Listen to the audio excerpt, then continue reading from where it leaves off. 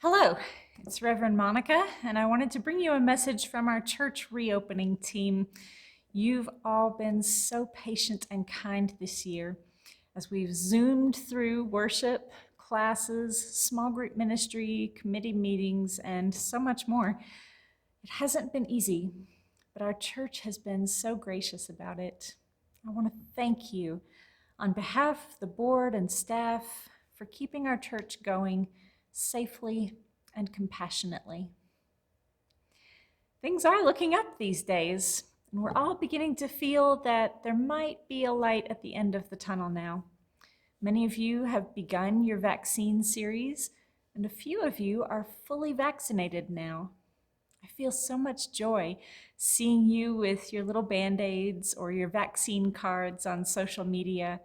It feels like we're starting to move toward the end of the pandemic now.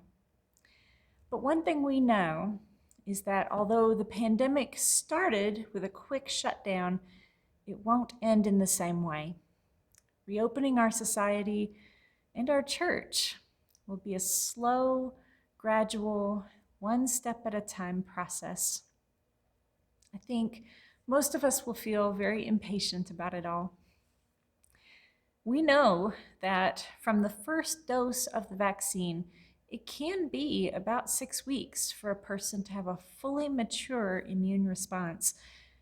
First shot, then 2 or 3 weeks until you get your second shot, then another 2 or 3 weeks until the body has a strong immune response.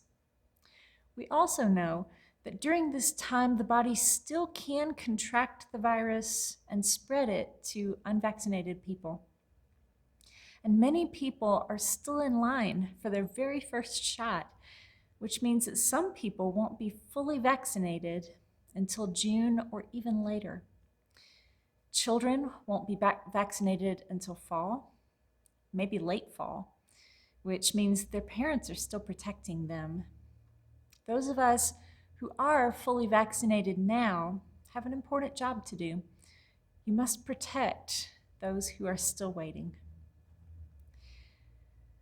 The reopening team at our church is looking at lots of different data, as well as guidelines from the CDC and from our own Unitarian Universalist Association to help us decide how and when to reopen.